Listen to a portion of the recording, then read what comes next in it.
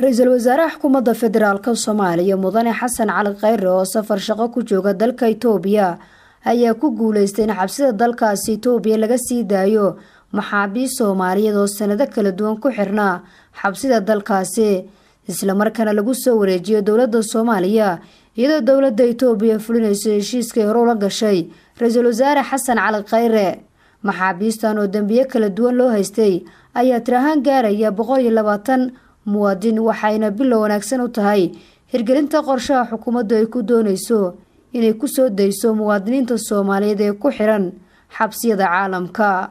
Safiirka dowladda Soomaaliya u fadhiya Itoobiya Maxamed Cali Nuur oo la hadlay warbaahinta qaranka ayaa sharaxaad ka bixiyay goorta maxaabiistan la geynayo Soomaaliya. maxaabiistan wada hadalkooda wuxuu soo bilowday goor hore mahadna ka gaarto waxa aad uga shaqeeyay madaxda Soomaaliyeed madaxweynaha iyo prime ministerka ayaa aad iyo aad iskugu hawliyay maxaabiistaasna waa kuwa ku xiran magaalada Jigjiga ku xiran waa maxaabiis ilaa tiradooda xoogaa ilaa gaarayso 300 ku dhawaad ah laakiin waxyaabo kala duwan ku xiran heshiiska hadda ugu horeeyay oo lagu wada hadlay waxa go'aan lagu gaaray 126 ayaan filayaa inay yihiin in la soo sii daayo oo dowladda Soomaaliyeed gaar ahaan hadda uu dhameystiray prime ministerka uu dhameystiray wada hadalkooda aniga iyo safiir ku xigeenkana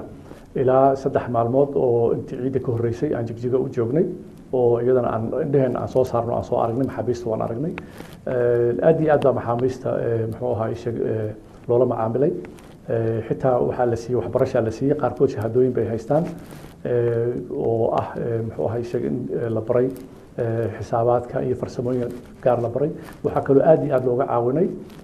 xagga muxuu ahaa in laga wacyi geliyo diinta oo diintana si fiican muxuu ahaa culimo ay wacyi gelinaysay marka waa maxaabiis markaan u tagnay aad iyo aad uga qoomameynayo waxyaabihii hore ay ku dhex jireen haddana muxuu ahaa insha Allah la sugayo in diyaaradii lagu qaadi lahaa la keeno process yar u dhiman la dhameystiro then marka waxay tagi doonaan insha Allah Soomaaliya. dhinaca kale Ra'iisul Wasaaraha Xukuumadda Federaalka Soomaaliya Mudane Xasan Cali Khayre ayaa kulan muhiim ah waxa uu magaalada Addis Ababa kula qaatay madaxweyne ku xigeenka jasiiradda Seychelles waxaana kala hadlay sidii dowladda Soomaaliya loogu wareejin lahaa maxaabiista faraha badan ee Soomaalida oo ku xiran Seychelles kuwa u badan dhalinyaro ku eedeysan burcadbadeednimo. Ra'iisul Wasaaraha Xukuumadda Federaalka Soomaaliya Mudane Xasan Cali Khayre ayaa madaxweyne ku xigeenka Seychelles u sheegay in Soomaaliya ka jirto dowlad awood u leh inay la wareegto maxaabiisteeda ku xiran caalamka isla marhaantana ay wax badan iska bedeleen marxaladii hore ee sababtay in dadka Soomaaliyeed lagu xiro dalalka caalamka in dowladda Soomaaliya hayso wada dhalinyarada Soomaaliyeed looga weecinayo inay ku dhacaan faldambiyada ay kamid yihiin burcadbadeednimada iyo argagixisada shaqo abuurna loo sameynayo si ay qayb uga noqdaan horumarka dalka Soomaaliya. madaxweyne ku xigeenka Seychelles ayaa soo dhaweeyay horumarka dowladnimo ee xilligan ka jira Soomaaliya isla markaana ay dowladdiisa ka go'an tahay inay la shaqeyso dowladda Soomaaliya maxaabiista Soomaaliyeedna ay dowladda Soomaaliya